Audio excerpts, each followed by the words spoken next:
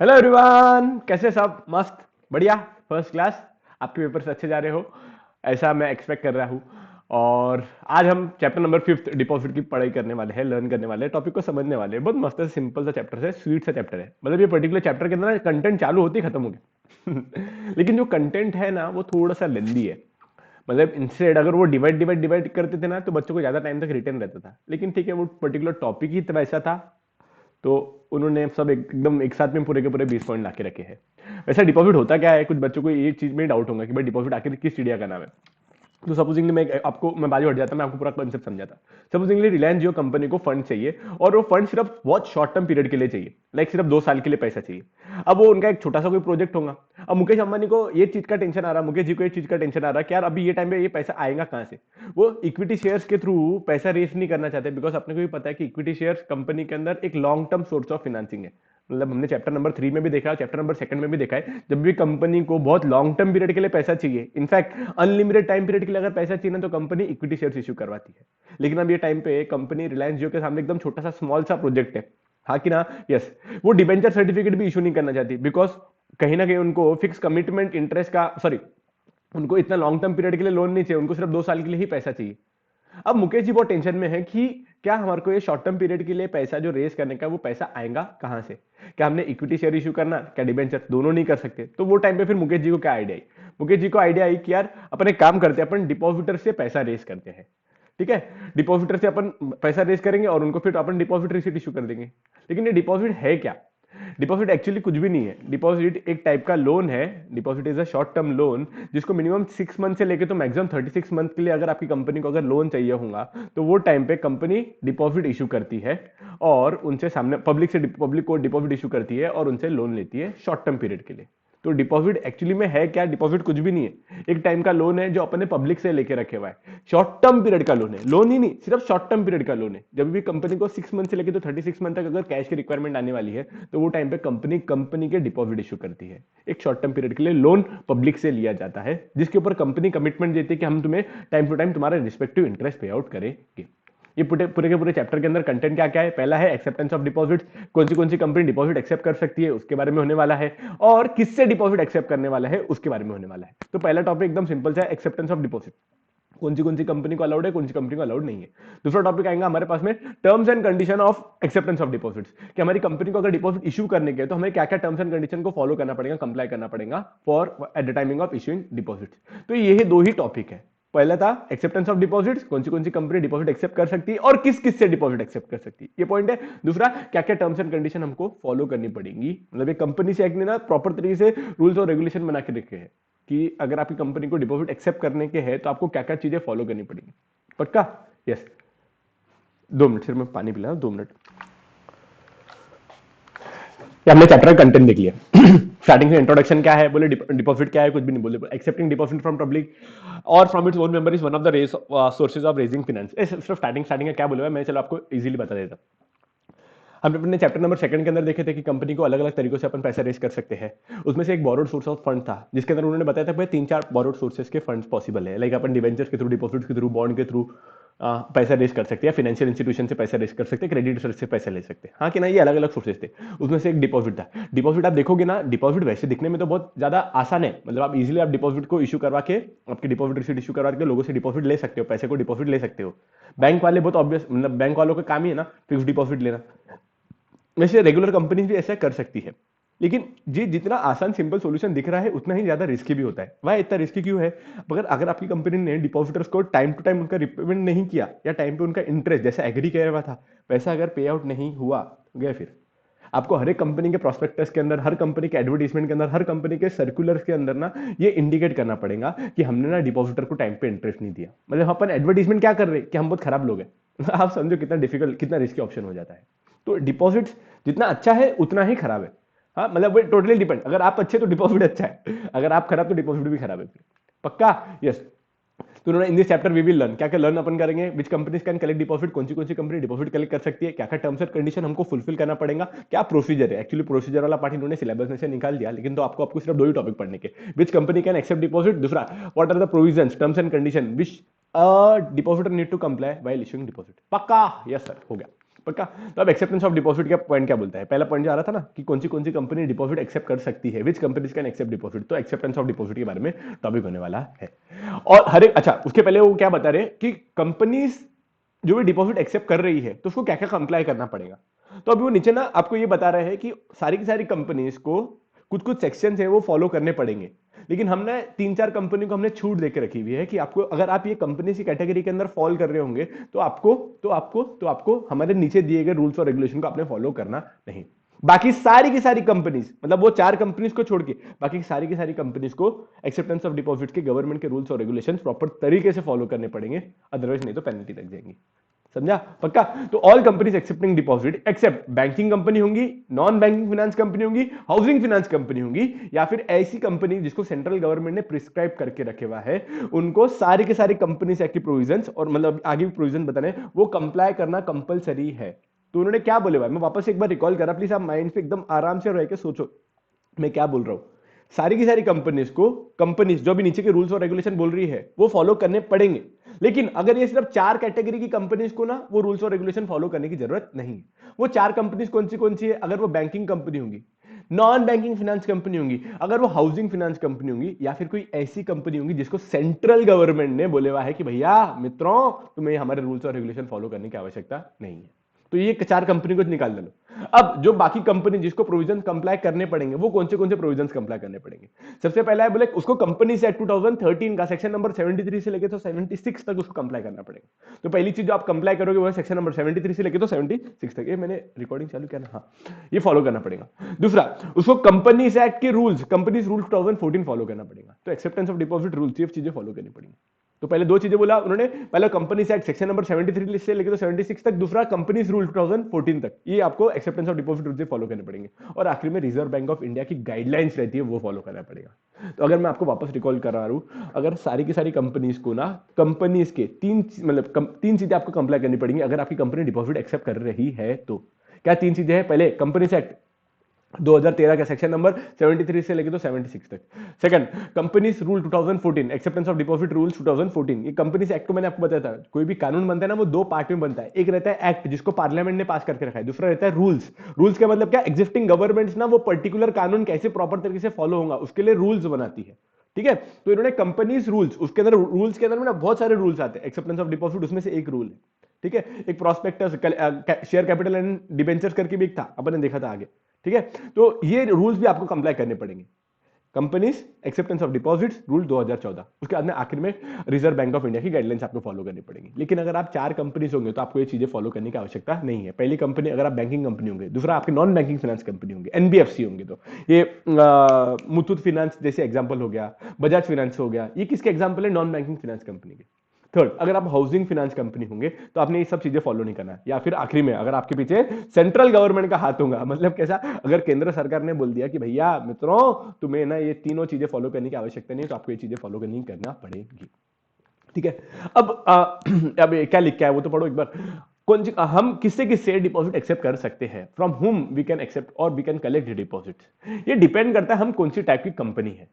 अगर आप एक प्राइवेट लिमिटेड कंपनी हो ना, दो तीन टाइप की कंपनीज रहती है, मतलब तीन टाइप नहीं, एक्चुअली वैसे तो बोलना चाहिए अपन ने, चलो ठीक है मानने के लिए बोलते हैं अपन दो टाइप की कंपनीज है। वो डिपेंड करता है अपन काय के बेसिस पे डिफरेंशिएट कर रहे हैं। जनरली मेन दो टाइप की कंपनी रहती है, एक प्राइवेट कंपनी, एक पब्लिक कंपनी। अगर आप प्राइवेट कंपनी हो ना, प्राइवेट कंपनी, तो प्राइवेट कंपनी अपने कंपनी के शेयर होल्डर, कंपनी के डायरेक्टर और डायरेक्टर के रिलेटिव से ही सिर्फ डिपॉजिट एक्सेप्ट कर सकती है।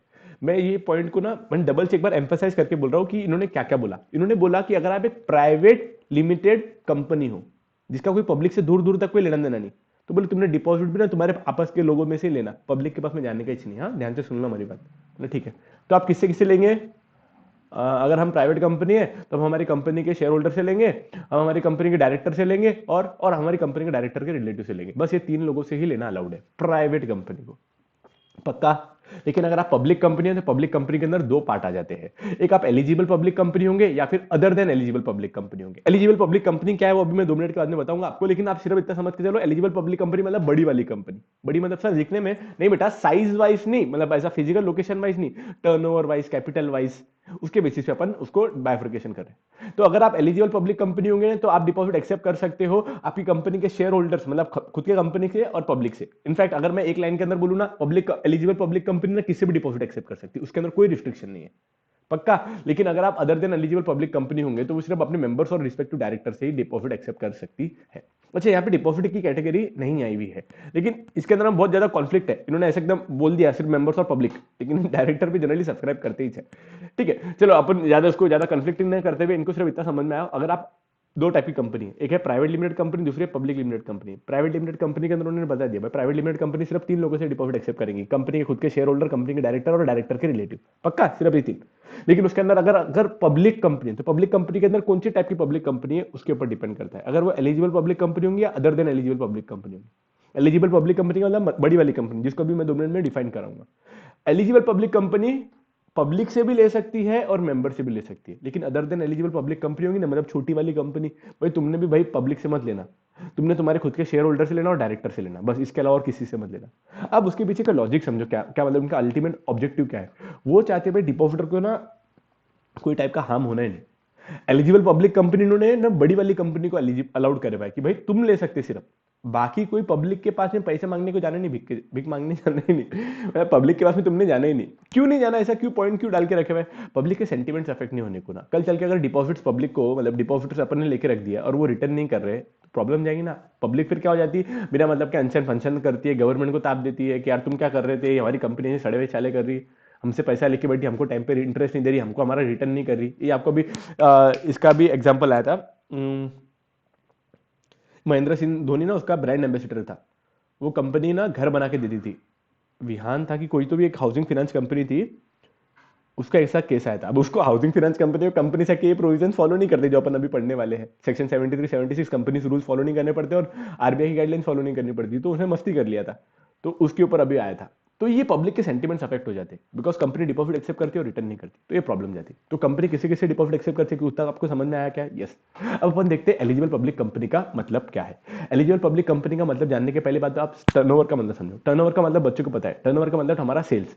कंपनी एक्ट के अंदर ना कोई कोई जगहों पे कुछ कुछ सेक्शंस के लिए ना, और जीएफटी के अंदर भी ना कुछ कुछ सेक्शंस के अंदर ना उनको टर्नओवर का मतलब उन्होंने ऐसा बोला है परचेज और sales whichever is higher. लेकिन आप अभी इतना अंदर तक आपको पूछेंगे नहीं, आपको सिर्फ इतना समझ लो, आप टर्नओवर का मतलब सेल्स का मतलब है, जितना भी आप करोड़ का सेल्स करोगे उसको टर्नओवर में गिनते करेंगे। अच्छा, सेल्स का मतलब हमेशा गुड्स मत समझना, अगर आप सर्विस भी दे रहे हो तो वो भी आपके टर्नओवर की कैटेगरी में डेफिनेशन के अंदर आएगा, पक्का। यस। दूसरी डेफिनेशन है नेटवर्थ। नेटवर्थ का मतलब हो जाता है असेट्स माइनस लायबिलिटी। ये भी बहुत इंपॉर्टेंट है, ये पॉइंट क्यों बता रहा मैं, असेट्स टोटल असेट्स जितने रहेंगे उसमें से लायबिलिटी माइनस करोगे तो उसके अंदर आपका आएगा नेटवर्थ। मतलब नेटवर्थ बोले तो इतनी स्ट्रॉन्गर नेटवर्थ होंगी ना तभी जाके आप एलिजिबल पब्लिक कंपनी बन पाओगे। तो ये दो चीजें बहुत ज्यादा इंपॉर्टेंट रहती है, एक है टर्नओवर कितना आपकी कंपनी का और आपकी नेटवर्थ कितनी कंपनी की। ये दोनों पॉइंट अगर फाइनल हो गए तो अभी आप एलिजिबल पब्लिक कंपनी की डेफिनेशन समझ में सकते हैं। एलिजिबल पब्लिक कंपनी का मतलब ऐसी वाली कंपनी जिसका जिसका नेटवर्थ 100 करोड़ और 100 करोड़ से ज्यादा है, जिसका टर्नओवर 500 करोड़ या 500 करोड़ से ज्यादा है। ये दोनों में से अगर आपने कोई भी एक कंडीशन भी सेटिस्फाई कर लिया एंड उसके साथ में अगर आपने आपकी कंपनी के शेयर होल्डर से स्पेशल रिजोल्यूशन के थ्रू उनसे परमिशन ले लिया तो आपकी कंपनी एलिजिबल पब्लिक कंपनी मानी जाएंगी। मैं डबल से एक बार बोल रहा, हमारी कंपनी को एलिजिबल पब्लिक कंपनी का स्टेटस दर्जा कब मिलेगा, अगर हमारी कंपनी एक एक एक पब्लिक कंपनी है और जिसकी नेटवर्थ 100 करोड़ और 100 करोड़ से ज्यादा है, हमारी कंपनी का टर्नओवर मोर देन 500 करोड़ है, हाँ, नेटवर्थ ऑफ, इन्होंने यहाँ पे 100 करोड़ और मोर देन 100 करोड़ या 100 करोड़ से ज्यादा बोला, इसके अंदर उन्होंने क्लियर कट बोल दिया टर्नओवर मोर देन और इक्वल टू 500 करोड़ या 500 करोड़ के, मतलब 500 करोड़ या 500 करोड़ के ऊपर होगा। या फिर अगर ऐसी कोई कंपनी होगी जिसने मतलब उसके साथ में मतलब दोनों में से अगर आपने कोई एक क्राइटेरिया सेटिस्फाई कर दिया और अगर आपकी कंपनी के शेयर होल्डर्स भी आपको अप्रूवल दे रहे हैं बाय पासिंग स्पेशल रिजोल्यूशन, तभी जाके आप एलिजिबल कंपनी बन पाओगे और आप डिपॉजिट पब्लिक से एक्सेप्ट कर पाओगे, पक्का। यस। यहाँ पे होता है हमारा क्या part complete, eligible public company का, कंपनी किसे किसे डिपॉजिट एक्सेप्ट कर सकती है। अब एक जो मेन टॉपिक चालू हो रहा है, जो टर्म्स एंड कंडीशंस, हमारे दो टॉपिक थे ना अपने कोई चैप्टर के अंदर, तो एक्सेप्टेंस ऑफ डिपॉजिट हमारा खत्म हो गया, जिसके अंदर अपन ने अभी तक क्या क्या देखे हुए कि हमारी कंपनी डिपॉजिट एक्सेप्ट कर रही है तो उसको क्या क्या कंप्लाई करना पड़ेगा। तो उन्होंने बता दिया भाई 3-4 चीजें आपको फॉलो करनी पड़ेगी, 3 चीजें फॉलो करनी पड़ेगी, कंपनी एक्ट के प्रोविजन फॉलो करनी पड़ेगी, कंपनीज रूल्स फॉलो करना पड़ेगा और आखिरी में रिजर्व बैंक ऑफ इंडिया की गाइडलाइन फॉलो करनी पड़ेगी। लेकिन अगर आप 4 कंपनीज में आते होंगे तो आपको ये फॉलो करने की आवश्यकता नहीं। 4 कंपनीज कौन सी थी, बैंकिंग कंपनी थी, हाउसिंग फाइनेंस कंपनी थी, नॉन बैंकिंग फाइनेंस कंपनी थी और ऐसी वाली कंपनी जिसको सेंट्रल गवर्नमेंट ने प्रिस्क्राइब करके रखे हुआ है। किससे किससे कर सकते हैं, डिपेंड करता है कौन सी टाइप की कंपनी, प्राइवेट कंपनी होंगी तो या पब्लिक कंपनी होंगी तो। पब्लिक कंपनी के अंदर भी दो कैटेगरीज है, पक्का पक्का यस। अब हम अपन चालू कर रहे हैं क्या क्या terms and condition for acceptance of deposit हमको फॉलो करनी पड़ेगी। लेकिन अब उसके पहले, जानने के पहले ना आपको दो तीन चीजें पता रहनी चाहिए। पहला टॉपिक वो बोल रहा है भाई what is mean by capital. Capital का मतलब समझता है क्या आपको? कैपिटल का मतलब क्या? सपोज अपन एक प्रोप्राइटरशिप फर्म की बात करते हैं। सोल प्रोप्राइटर ने पूरा का पूरा पैसा बिजनेस के अंदर लगाया हुआ है। जो पैसा बिजनेस को लगाने के लिए, मतलब बिजनेस को चलाने के लिए वो कैपिटल लगाता है, पैसा लगाता है, उसको अपन कैपिटल बोलते हैं, अपन ने अकाउंट्स में देखे हुआ है।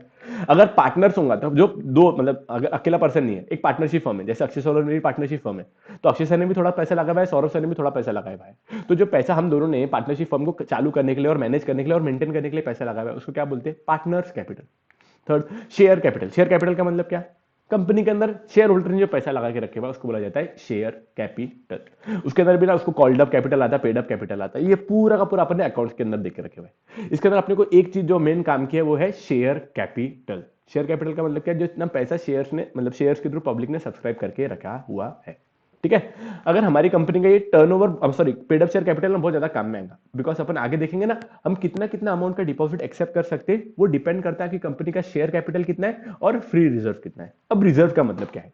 रिजर्व का मतलब क्या होता है? रिजर्व का मतलब होता है ऐसा वाला प्रॉफिट जिसको अपन ने शेयर होल्डर्स में डिस्ट्रीब्यूट नहीं किया हुआ है, उसको सेट असाइड करके रखे हुआ है, फ्यूचर में वो पैसे को अपन यूटिलाइज करेंगे।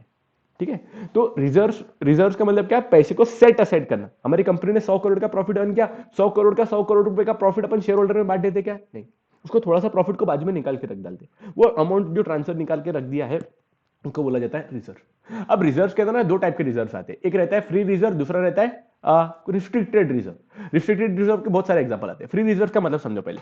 फ्री रिजर्व का मतलब होता है ऐसा वाला टाइप का रिजर्व जिसके ऊपर कोई भी टाइप का रिस्ट्रिक्शन नहीं है। It is actually available for distribution toward share holder. हम उसको इजीली अपन पूरा का पूरा शेयर होल्डर के पास में डिस्ट्रीब्यूट कर सकते हैं, लेकिन हम कर नहीं रहे।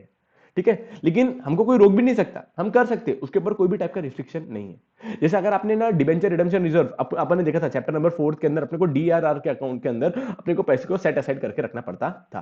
ठीक है। और वो पैसे को, वो वाला पैसा सिर्फ डिबेंचर होल्डर्स को रिपेमेंट करने के लिए पैसे को अपन यूटिलाइज करने वाले थे। तो debenture redemption reserve is not a free reserve, वो रिस्ट्रिक्टेड रिजर्व है। उसके लिए सिर्फ स्पेशली उन्होंने बोल के रखा हुआ है कि आप ये वाला पैसा सिर्फ सिर्फ सिर्फ एक ही पर्पस के लिए यूटिलाइज करेंगे, for repayment of return to debenture holder. सिर्फ आप उसके लिए ही वो पैसे को यूटिलाइज करोगे, ऐसा उन्होंने क्लियर कट बोल के रखे हुआ है। फ्री रिजर्व का मतलब क्या? ऐसा वाला रिजर्व जिसके ऊपर कोई भी टाइप का रिस्ट्रिक्शन नहीं है, आप उसको इजीली कोई भी पर्पस के लिए उसको यूटिलाइज कर सकते हो। पॉइंट समझा क्या? यस। अगर आपको ये दोनों चीजें क्लियर होगी, क्या? पहली बात तो हमारी कंपनी का पेड अप शेयर कैपिटल का मतलब क्या और फ्री रिजर्व का मतलब। अब आगे के आप टर्म्स एंड कंडीशन बहुत इजीली समझ सकते हो। पहला टर्म्स एंड कंडीशन में आता है, मतलब एक्चुअली टर्म्स एंड कंडीशन उन्होंने टोटल 3 पार्ट में डिवाइड करके रखी हुई है। पहला है प्री इशू, सेकंड टॉपिक है ड्यूरिंग इशू, और थर्ड टॉपिक है आफ्टर इशू। मतलब ये टर्म्स एंड कंडीशन हमको कौन सी टर्म्स एंड कंडीशन फॉलो करनी पड़ेंगी, इन्होंने 3 सेगमेंट्स के अंदर डिवाइड करके रखे हुए हैं। भाई इशू करने के पहले आपको कौन सी टर्म्स एंड कंडीशन को फॉलो करना पड़ेगा। जब दूसरे पार्ट है, जब आप डिबेंचर इशू, सॉरी, डिपॉजिट्स आप इशू कर रहे हो, तो वो टाइम पे आपको कौन सी टर्म्स एंड कंडीशन को फॉलो करना पड़ेगा। और थर्ड, आफ्टर इशू करने के टाइम, मतलब इशू करने के बाद में आपको क्या क्या टर्म्स एंड कंडीशन को फॉलो करना पड़ेगा। पक्का समझा आपको? यस। तो अभी पहले नंबर के टॉपिक को अपन चालू करने वाले pre issue. Actually total 20 points है, लेकिन 20 पॉइंट्स को ना मैंने प्रॉपर सिस्टमैटिक मैनर में 3 पार्ट में डिवाइड करके रखा हुआ है। पक्का?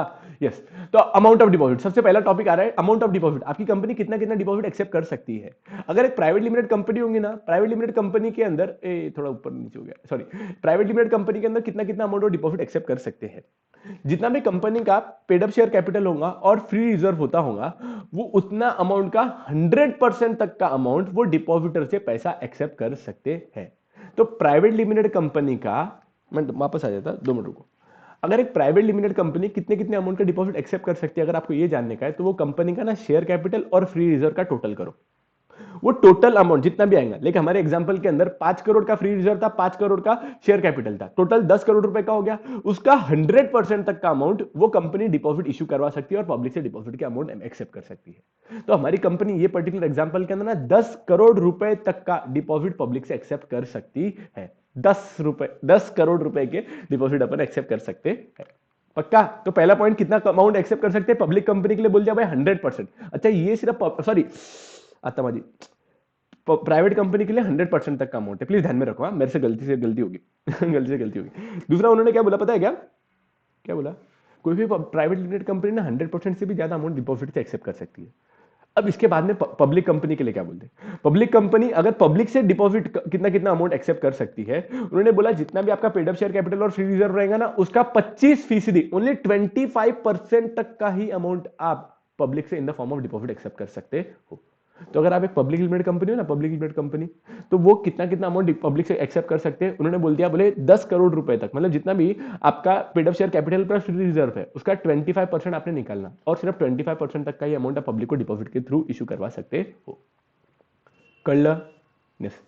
अब यहाँ पे भेदभाव क्यों है, प्राइवेट लिमिटेड कंपनी को बोल दिया भाई तुमने 100% तक ले लेना, पब्लिक लिमिटेड कंपनी को बोल दिया भाई तुमने सिर्फ 25% ही लेना। क्यों बेटा, अपन किससे ले रहे हो वो भी मैटर करता। प्राइवेट लिमिटेड कंपनी के अंदर उनको बोल दिया भाई तुम डायरेक्टर से लो, डायरेक्टर के रिलेटिव से लो और शेयर होल्डर से लो। अगर कंपनी ने बाद में जाके पैसा डुबाया भी तो किसका नुकसान होगा, कंपनी के शेयर होल्डर और कंपनी के डायरेक्टर का। वो होने देंगे क्या, नहीं। पब्लिक कंपनी के अंदर क्या बोल दिया भाई, तुम पब्लिक से पूरा, तुम्हारे को छूट है, तुम पब्लिक से भी ले सकते हैं, एलिजिबल पब्लिक कंपनी की बात कर रहा हूं। अब वो पब्लिक से ज्यादा मस्ती में आके कुछ ही कुछ नहीं ले लेना उन्होंने पैसा, उन्होंने एक लिमिट तक ही लेना। तो कितनी लिमिट तक उनकी सेट करके रखे, 25% of the paid up share capital और फ्री रिजर्व तक के वो अमाउंट एक्सेप्ट कर सकते हैं। पक्का समझा। तो ये अपने एग्जांपल के अंदर 10 करोड़ रुपए का अगर हमारा पेड अप शेयर कैपिटल और फ्री रिजर्व है, जिसको अपन पीसी बोलते हैं, पेड अप शेयर कैपिटल को पीसी भी बोला जाता है, प्रियंका चोपड़ा नहीं, PC paid up share capital और free reserve FR, free reserve का अगर जितना भी अमाउंट है दोनों का टोटल करोगे उसका 25%, तो 10 करोड़ रुपए का हमारा टोटल भर रहा है, उसका 25% निकालोगे तो 2.5 करोड़ रुपए तक अपन अमाउंट एक्सेप्ट कर सकते हैं। गवर्नमेंट कंपनी के लिए ना जितना भी, मतलब गवर्नमेंट कंपनी का मतलब समझता है अपने को, गवर्नमेंट कंपनी मतलब ऐसी वाली कंपनी जिसके अंदर गवर्नमेंट ने पैसा लगा के रखे हुआ है, पक्का, जिसका अमाउंट होता है मतलब 51% या 51% से ज्यादा अगर पैसा किसी भी कंपनी के अंदर सेंट्रल गवर्नमेंट या स्टेट गवर्नमेंट या दोनों ने मिला के, केंद्र सरकार और राज्य सरकार या राज्य सरकारों ने साथ में मिलकर वो कंपनी के अंदर, वो कंपनी के 51% से ज्यादा कंपनी के शेयर को परचेस करके रखे हुआ है, तो वो रिस्पेक्टिव कंपनी हो जाएंगी गवर्नमेंट कंपनी। तो वो कंपनी कितना कितना ले सकती है, वो कंपनी टोटल 35% तक का जितना पेड अप शेयर कैपिटल और फ्री रिजर्व होगा ना, उसका 35% तक का अमाउंट वो डिपॉजिटर से पैसा ले सकती है। पक्का आपको तीनों के तीनों पॉइंट समझ में आया क्या, वापस मेरे साथ में रिकॉल करो। 3 पॉइंट है उनके अंदर, बोले प्राइवेट लिमिटेड कंपनी कितना ले सकती है, पब्लिक लिमिटेड कंपनी कितना ले सकती है और गवर्नमेंट कंपनी कितना ले सकती है। प्राइवेट लिमिटेड कंपनी बोलो हमेशा केस के अंदर पेड अप शेयर कैपिटल पर फ्री रिजर्व के बताएंगे, बस परसेंटेज अलग अलग बता रहे। पेड अप शेयर कैपिटल और फ्री रिजर्व का 100% तक का अमाउंट प्राइवेट लिमिटेड कंपनी ले सकती है। पब्लिक लिमिटेड कंपनी होंगी तो सिर्फ 25% खत्म, और गवर्नमेंट कंपनी होंगी तो 35% का वो पैसा रेस कर सकती है। सेकंड टॉपिक आता है कितने पीरियड के लिए ले सकते हैं, बोले पब्लिक कंपनी मतलब कोई भी टाइप की कंपनी मिनिमम 6 मंथ से लेकर तो मैक्सिमम 36 मंथ तक का ही वो डिपॉजिट पब्लिक से ले सकते हैं। थर्ड पॉइंट आता है वो कभी भी आपने ऐसा कोई डिपॉजिट इशू नहीं कर देना जो कि डिमांड डिपॉजिट है। डिमांड डिपॉजिट का मतलब क्या, हमने पब्लिक से पैसा लेके रखे थे, मतलब किसी पर्सन से हमने पैसा लिए थे, 15 दिन के बाद में मुंह उठा के आ गया, हमको बोलता है भाई हमको हमारा पैसा अभी कभी वापस दे दो। अरे हमारे प्रोजेक्ट के अंदर लगा है, 2 साल तक हमारा पैसा निकल नहीं सकता। तो बोले नहीं नहीं नहीं, मेरे को तो अभी कभी पैसा चाहिए। कंपनी ने सख्त मना कर दिया, कंपनी से एक्ट ने सख्त मना कर दिया, बोले भाई तुम डिपॉजिट से पैसा ले रहे हो ना, तो कभी भी उसको ऐसी कसम और ऐसे वादे मत कर डालो, वो तेरे को जब भी पैसे की जरूरत आ जाना लगी ना, आ जाना हमारे पास, हम तेरे को तेरा पैसा वापस दे देंगे। ऐसे वाले डिपॉजिट मत इशू करो आप कभी भी। नो डिमांड डिपॉजिट मतलब आपने कभी भी डिमांड डिपॉजिट अपने इशू ही नहीं करने को होना। पक्का समझा क्या। अपन टर्म्स एंड कंडीशन देख रहे हैं, उसमें समझो उसके अंदर सबसे पहले प्री इशू की टर्म्स एंड कंडीशन देख रहे हैं, उसमें से पहले देखा भाई आप कितने कितने अमाउंट तक डिपॉजिट एक्सेप्ट कर सकते हैं, कितने पीरियड तक एक्सेप्ट कर सकते हैं। थर्ड, एक्सेप्ट कर रहे हो तो कभी भी डिमांड डिपॉजिट वाला एक्सेप्ट मत करना आपने। फोर्थ, सिक्योर्ड और अनसिक्योर्ड डिपॉजिट। सिक्योर्ड डिपॉजिट का मतलब क्या होता है, सिक्योर्ड का मतलब होता है ऐसे वाले टाइप के डिपॉजिट जिसके अंदर ना कंपनी कोई ना कोई सिक्योरिटीज उनके पास में मॉर्गेज रखवाने वाली है। अनसिक्योर्ड का मतलब क्या मतलब होता है, अनसिक्योर्ड का मतलब होता है उसके अंदर कोई भी टाइप की सिक्योरिटीज उनके पास में मॉर्गेज नहीं करवा रहे। आपकी कंपनी दोनों टाइप के डिपॉजिट एक्सेप्ट कर सकती है, सिक्योर्ड भी कर सकती है, अनसिक्योर्ड भी कर सकती है। अगर आपकी कंपनी सिक्योर्ड डिपॉजिट एक्सेप्ट करी ना, सिक्योर्ड या फिर अनसिक्योर्ड करिए, कोई भी टाइप का डिपॉजिट एक्सेप्ट करिए, प्लीज प्रोस्पेक्टस के अंदर मेंशन कर देना कि हमारी कंपनी ना ये टाइप का डिपॉजिट इशू कर रही है। लोगों को सपना थोड़ी ना आएगा कि आपकी कंपनी ने सिक्योर्ड किया कि अनसिक्योर्ड किया, वो चीज को अपने प्रोस्पेक्टस के अंदर या सर्कुलर के अंदर या एडवर्टीजमेंट के अंदर आपने मेंशन करवा देना चाहिए। पक्का सर कर सकते क्या अनसिक्योर्ड, बेटा अनसिक्योर्ड भी कर सकते, कोई प्रॉब्लम नहीं है। पक्का यस। इसके अंदर ना बीच में मैंने एक देखा था, एक पॉइंट देखा था कि एक कोई अनसिक्योर्ड वाला पोर्शन अलाउड नहीं है, कोई तो भी एक चीज का देखा था मैंने, शायद डिपॉजिट का था, एक बार मैं आगे कंफर्म कर लूंगा। अभी के लिए तो सिक्योर्ड और अनसिक्योर्ड दोनों कंपनी से एक्ट अलाउ कर रहा है, लेकिन फर्दर क्लैरिफिकेशन में आगे और देता आपको। दूसरे उसके बाद में उन्होंने क्या बोला, obtain credit rating. Credit rating का मतलब क्या होता है, हमारी डिबेंचर्स को, हमारे डिपॉजिटर्स को पब्लिक परचेस करने वाली है, अब उनको थोड़ी ना समझता कि हमारी कंपनी कितना अच्छा परफॉर्म करेंगी, कितना अच्छे तरीके से परफॉर्म नहीं करेंगी, या वो हमारी कंपनी को अच्छे तरीके से डीपली उनके फाइनेंशियल स्टेटमेंट उनको समझ में नहीं आती कि भाई कंपनी कितनी स्ट्रॉन्गर है या कितना वीक है। ऐसा ना हो जाए कि भाई हमारी कंपनी के अंदर हमने पैसा लगाया, ये पर्टिकुलर रिस्पेक्टिव कंपनी के अंदर पैसा लगाया, बाद में कंपनी 25 दिन में भाग गई। हाँ, वो हेरा फेरी के जैसा 25 दिन में पैसा डबल बोला था, 25 दिन के अंदर गायब भी होगी कंपनी। वैसा नहीं होने को। हाँ कि ना? पक्का पक्का पक्का। तो ये कंपनीज को अब उनकी कंपनी की फाइनेंशियल पोजीशन कितनी स्ट्रांग है, ये चीज को दर्शाने के लिए ना उनको अपने डिपॉजिट्स को क्रेडिट रेटिंग ऑब्टेन करवानी पड़ती है। वो काय के ऊपर डिपेंड रहता है। एक्चुअली कोई भी मार्केट के अंदर ना क्रेडिट रेटिंग एजेंसीज रहती है जो कि उनके डिबेंचर्स को, उनके डिपॉजिट्स को रेटिंग देती है कि भाई इनके डिपॉजिट कितने प्रतिशत सेफ है। वो अलग अलग चीजों को देखते हैं कि भाई कंपनी की फाइनेंशियल पोजीशन कैसी है, कंपनी ने पास्ट रिकॉर्ड में कैसा डिपॉजिटर को टाइम टू टाइम पैसा दिया हुआ है कि उनको ज्यादा सताया हुआ है, थर्ड कंपनी की नेटवर्थ कैसी है, ये सब चीजों को ना वो ध्यान में रख के ही उनको रेटिंग इशू करवाते हैं। और ये रेटिंग को आपको आपके एडवर्टीजमेंट के अंदर मेंशन भी करना पड़ता है। उसके बाद में आता है कंपनी को ना एक इन्होंने डिबेंचर ट्रस्टीज लिख दिया, उन्होंने यहाँ पे डिपॉजिट ट्रस्टीज होना चाहिए, डिपॉजिट ट्रस्टीज अपॉइंट करना पड़ता है। पॉइंट समझा क्या क्या क्या टर्म्स एंड कंडीशन थे? सबसे पहले अपन चालू करें क्या, प्राइवेट लिमिटेड कंपनी होंगी तो वो जितना भी aggregate of paid up share capital उसका 100% तक का अमाउंट डिपॉजिट एक्सेप्ट कर सकती है। कुछ कुछ प्राइवेट लिमिटेड कंपनी के लिए 100% से भी ज्यादा कि वो अमाउंट एक्सेप्ट कर सकते हैं, उनके ऊपर कोई भी टाइप का रिस्ट्रिक्शन नहीं है। पब्लिक लिमिटेड कंपनी होंगी तो क्या होगा, पब्लिक लिमिटेड कंपनी के अंदर other than eligible public company होंगी तो ठीक है, अगर पब्लिक लिमिटेड कंपनी होंगी other than eligible public company होंगी तो उसके लिए सिर्फ 25% तक का अमाउंट वो डिपॉजिट से एक्सेप्ट कर सकते हैं। किसका 25%? पेड अप शेयर कैपिटल और फ्री रिजर्व। इसके अंदर उन्होंने लैंग्वेज क्या यूज करके रखी हुई है, a company cannot accept any fresh deposit from its member if the amount of deposit together with previous deposits, आज की तारीख में अपन जो डिपॉजिट एक्सेप्ट कर रहे हैं या फिर हमने ऑलरेडी जितने डिपॉजिट इशू कराए हुए थे उसका टोटल मिला के अगर 25% से ज्यादा अमाउंट अगर हो रहा है तो वो फ्रेश डिपॉजिट इशू नहीं करवा पाएंगे। मतलब पुराने डिपॉजिट को भी मान के पकड़ के वो लिमिट को पकड़ के आपकी डिपॉजिट की टोटल कैलकुलेट करेंगे। सेकंड, एलिजिबल पब्लिक कंपनी होंगी तो अपने देखा था ना पब्लिक कंपनी के अंदर दो टाइप की कंपनी थी, एक तो एलिजिबल पब्लिक कंपनी थी, दूसरी कौन सी थी सर? एक तो एलिजिबल पब्लिक कंपनी, दूसरी भी थी ना एक regular public other than eligible public company. तो एलिजिबल पब्लिक कंपनी के लिए ना 35% तक के अमाउंट है सर, वो तो गवर्नमेंट के लिए थी बेटा। अदर एलिजिबल पब्लिक कंपनी के लिए भी ना 35% तक of paid up share capital और फ्री रिजर्व की लिमिट है, लेकिन उसके हमने मेंबर से 10% तक की है, मतलब और 10% of the paid up share capital और फ्री रिजर्व तक अपने मेंबर से डिपॉजिट एक्सेप्ट कर सकती है। और अगर पब्लिक से एक्सेप्ट करना है तो उसको 25% तक अमाउंट वो पब्लिक से डिपॉजिट एक्सेप्ट कर सकती है। तो रिकॉल कर रहा मैं, प्राइवेट लिमिटेड कंपनी के लिए 100%, कुछ कुछ केसेस में 100% की भी ऊपर, public company other than eligible public company के लिए 25%, एलिजिबल पब्लिक कंपनी के लिए टोटल 35%, 25% फ्रॉम खुद के मेंबर्स और पब्लिक से लेके तो पब्लिक से 25%। पक्का पक्का? यस। समझ रहा ना मैं क्या बोल रहा हूँ? यस। गवर्नमेंट कंपनी के लिए क्या क्या क्राइटेरिया, गवर्नमेंट कंपनी के लिए उनको बोल दिया भाई तुम्हें 35% तक लेना। सर मेंबर से कितने, बाहर से कितने? बेटा टोटल 35%। अब तुम्हारे को मेंबर से लेने का है बाहर से लेने का तुम जाकर डिसाइड करो, तुम्हारे को कोई रिस्ट्रिक्शन नहीं है। पक्का? लेकिन पुराना डिपॉजिट को ध्यान में रखना बाबा, ऐसा नहीं अपन ने चलने दो पुराना पुराना देखते रहेंगे, अब नवा नवा नवा गड़ी नवा रहता ऐसा नहीं करना। टोटल मिला के 35%, टोटल मिला के 25%, टोटल मिला के 100% की उन्होंने लिमिट सेट करके रखी हुई है। पीरियड और टेन्योर कितना कितना है, तो बोले कंपनी डिपॉजिट एक्सेप्ट कर सकते हैं 6 महीने से लेकर तो 36 महीने तक। लेकिन अगर कोई कंपनी को ना अगर 6 महीने से भी कम का डिपॉजिट एक्सेप्ट करने का है तो कभी कभी डिपॉजिट अच्छा रीपेमेंट करने का है, लाइक उनका सपोजिंगली प्रोजेक्ट था बहुत बड़ा, कोरोना हिट हो गया, हमारा प्रोजेक्ट बंद करना पड़ रहा है, अब वो बिना मतलब का लोन लेके कोई फायदे का है क्या? नहीं। अगर अपने को रीपेमेंट करने का है तो 6 महीने के पहले भी कुछ सर्टन सर्कमस्टांसेस के अंदर अपन वो 6 महीने के पहले भी अपन उनको रीपेमेंट कर सकते हैं। ठीक है, कभी कोई डिपॉजिट हमारे पास में आ रहा है, डिपॉजिटर आ रहा है, साहब मेरी बेटी की शादी है, मुझे मेरे को उसके लिए मेरा आपके पास में जो पैसा रखा था 2 साल के लिए मुझे वापस चाहिए, अपन का उसको प्री मैच्योर्ड भी रिपेमेंट कर सकते हैं क्या? Answer is yes, answer is yes. अगर अपन 6 महीने से पहले भी अगर रिपेमेंट करना चाहते हैं तो अपन रिपेमेंट करवा सकते हैं। कंपनी को ना सपोजिंगली 3 साल के लिए कंपनी ने डिपॉजिट रेस किए थे, लेकिन 3 साल के बाद में भी कंपनी का प्रोजेक्ट खत्म नहीं हुआ, कंपनी को और 1 साल के लिए पैसा रेस करने का है, तो फिर वो चीज को चलने देना क्या? डिपॉजिटर को बोल देना जावे हमको तेरा पैसा और थोड़ी देर के लिए चाहिए, ऐसे कर सकते क्या? नहीं, आपको रिन्यू करना पड़ेगा सामने वाले का डिपॉजिट। रिन्यूअल के टाइम पे ना आपको डबल से डिपॉजिटर की ना परमिशन लेनी पड़ेगी, भाई साहब हम आपका पैसा और थोड़े टाइम के लिए यूज कर सकते हैं, अलाउ करेंगे आप? हाँ ना? अगर उन्हें मना कर दे चुपचाप उनको पैसा वापस दे दो, लेकिन अगर कोई डिपॉजिटर ने एक्सेप्ट कर लिया तो उनको फ्रेश डिपॉजिट रिसीट इशू करो। इसका लेटर क्या ड्राफ्ट करते हैं अपने देख के रखे हुए, चैप्टर नंबर कौन था सारे? पहले था मेंबर्स, दूसरा था डिबेंचर ऑर्डर, 8th वाला चैप्टर था करस्पॉन्डेंस विद डिपॉजिटर्स। पक्का?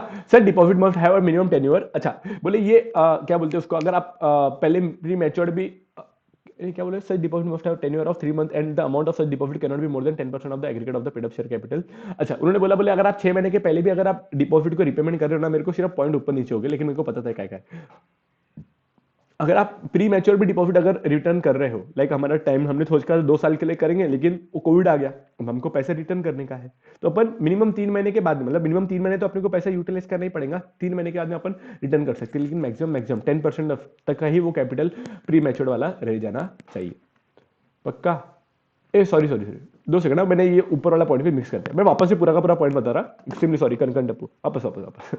हमारी कंपनी डिपॉजिट कितने कितने टाइम पीरियड के लिए एक्सेप्ट कर सकती है? सर मिनिमम 6, मैक्सिमम 36 मंथ तक के लिए। ठीक है, कोई डिपॉजिटर हमारे पास में आया, मतलब सॉरी, हमारे कभी कोई सर्टन सर्कमस्टांसेस के अंदर ना हम 6 महीने से भी कम में अमाउंट को रिपेमेंट करवा सकते हैं। कुछ कुछ केसेस के अंदर डिपॉजिटर हमारे पास में आ सकता है, रोते रोते हमको बोल सकता है कि भाई हमको ये पैसा रिपेमेंट चाहिए, हमने आपने एग्री करे हुआ था कि भाई 2 साल तक रखेंगे, लेकिन हमको अभी अभी चाहिए, तो अपन वो रिटर्न करवा सकते हैं, प्रोवाइडेड कंडीशन वैसे वाला डिपॉजिट टोटल डिपॉजिट का, मतलब जितना भी पेड अप शेयर कैपिटल और फ्री रिजर्व है उसका 10% से ज्यादा अमाउंट ऐसे अपने प्री मैच्योरली रिटर्न नहीं करने को होना। अपने को रिन्यूअल करने का तो अपन रिन्यूअल भी कर सकते।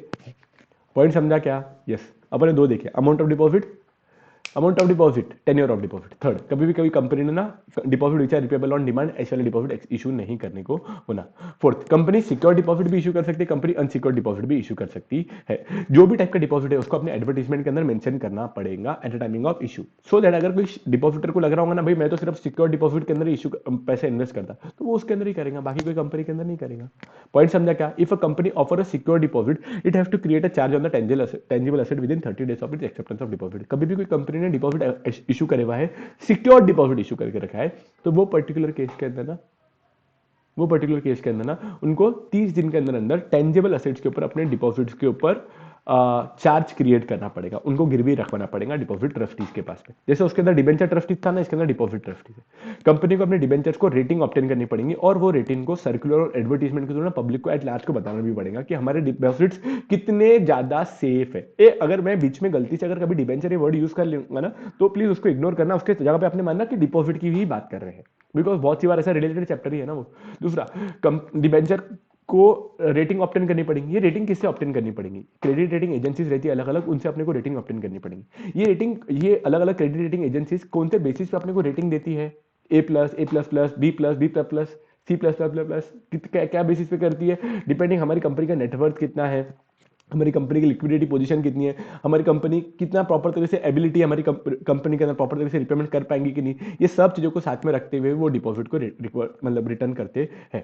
अच्छा, ये रेटिंग हमारी कंपनी को जितने सालों के लिए हमने डिपॉजिट इशू करके रखा है, लाइक हमारी कंपनी ने 36 मंथ मतलब 3 सालों के लिए हमने पैसा डिपॉजिट का एक्सेप्ट करके रखा है, तो वो 3 सालों तक कंपनी को हर साल कंपनी को क्रेडिट रेटिंग ऑब्टेन करनी पड़ेगी। पक्का? पक्का? पक्का? हाँ सर पक्का। हमारी कंपनी को क्रेडिट रेटिंग ऑब्टेन करनी पड़ेगी, और सर्कुलर और एडवर्टीजमेंट में वो मेंशन भी करना पड़ेगा।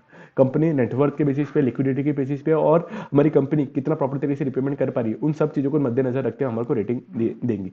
रेटिंग को हर साल ऑब्टेन करना पड़ेगा जब तक हमारी कंपनी ने डिपॉजिट एक्सेप्ट करके रखा हुआ है। कंपनी को डिपॉजिट ट्रस्टीज भी अपॉइंट करने पड़ते हैं। What, who are this people? कौन है ये लोग, कहां से आते हैं लोग?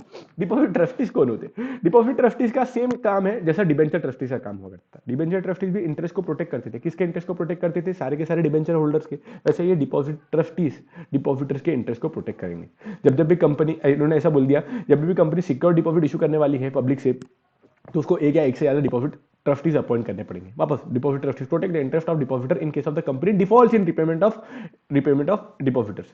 कंपनी को उनके साथ में एक डिपॉजिट ट्रस्ट डीड बनानी पड़ती है, जिसके अंदर हमारी कंपनी और हमारे डिपॉजिट ट्रस्टीज के पूरे टर्म्स एंड कंडीशन सारे के सारे पॉइंट रहते हैं। ये ट्रस्ट डीड अपने को 7 दिन के अंदर, मतलब जितना जब भी अपन सर्कुलर इशू करने वाले, एडवर्टीजमेंट इशू करने वाले ना, उसके 7 दिन के पहले पहले अपने को डिपॉजिट ट्रस्ट डीड बनानी पड़ती है।